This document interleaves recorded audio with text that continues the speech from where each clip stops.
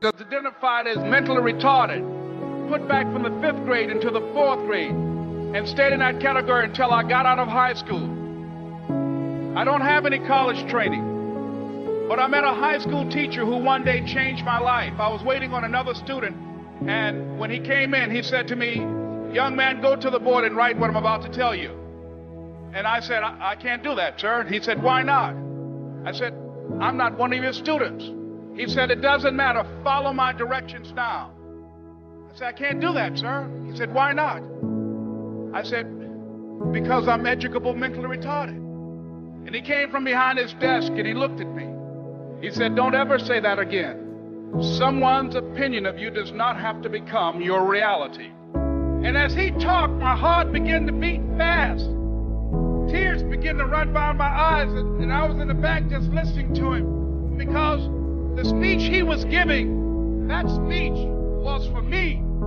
And he said, "Les Brown," he said, "if you want to do anything worthwhile in life, you've got to be hungry." I told Mr. Washington I wanted to become a disc jockey. And so I started working to develop myself. He said, "I want you to practice every day being a disc jockey." I said, "But I don't have any job now." He said, "It doesn't matter." He said that it's better to be prepared for an opportunity and not have one than to have an opportunity and not be prepared. And as I was working to develop myself, I applied for a job as a disc jockey, WMBM on Miami Beach. I went to a guy named Milton Butterball. I said, "How you doing, Mr. Butterball? I'd like to get a job as a disc jockey." He looked at me, he said, "You have any broadcast background?" I said, "No, sir, I don't." "You have any journalism background?" I said, "No, sir, I don't." He said, "We don't have any jobs available." I said, "Yes, sir." I went back to Mr. Washington and I told him. He said, "Don't take it personally." He said, "Most people are so negative, they will have to say no 7 times before they say yes." He said, "Go back again." So I went back again. I said, "How you doing, Mr. Butterball? My name is Les Brown." He said, "I know what your name is. What do you want?" I said, "I'd like to know whether or not you have any jobs as a disc jockey, sir." He said, "Didn't I just tell you yesterday we didn't have any jobs?" I said, "Yes, sir, but I know whether or not somebody got laid off or somebody was fired, sir." He said, "No one was laid off or fired. Now get on out of here." I came back the next day like I was seeing him for the first time. I said, "Hello, Mr. Butterball, how are you?" He looked at me with rage. He said, "Go get me some coffee." I said, "Yes, sir." And I went to get him some coffee. After a while, I would get their lunch and dinner, and I would go in the control rooms and take the disc jockeys their food, and I would not leave until they would ask me to leave. One Saturday afternoon, while I was at the radio station, a guy named Rock was drinking while he was on the air. I was the only one there, looking at him through the control room windows, walking back and forth, young, ready, and hungry.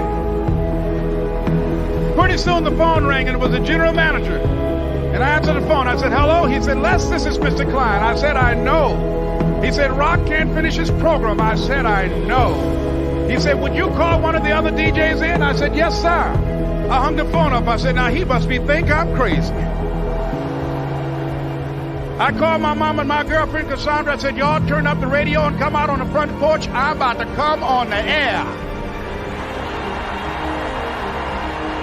I waited for about 20 minutes, and I called him back. I said, "Mr. Klein, I can't find nobody."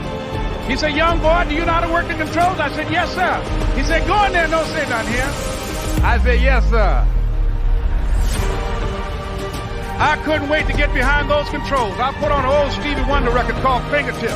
I sat down behind that turntable. I said, "Look out, this is me, LB Triple P. Les Brown, your platter playing papa. There were none before me, and there will be none after me. Therefore, that makes me the one and only. Young and single and love to mingle, certified, bona fide, indubitably qualified to bring you satisfaction, a whole lot of action. Look out, baby, I'm your love man." I was hungry.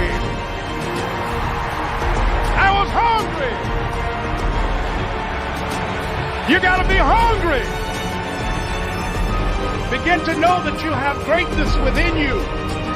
And if just one of you here begin to envision yourselves as being blessed and highly favored to reach your goals, if just one of you capture the essence of what that means, that you have greatness within you and a responsibility to manifest that greatness, that you can make your parents proud, you can make your school proud, you can touch millions of people's lives, and the world will never be the same again because you came this way.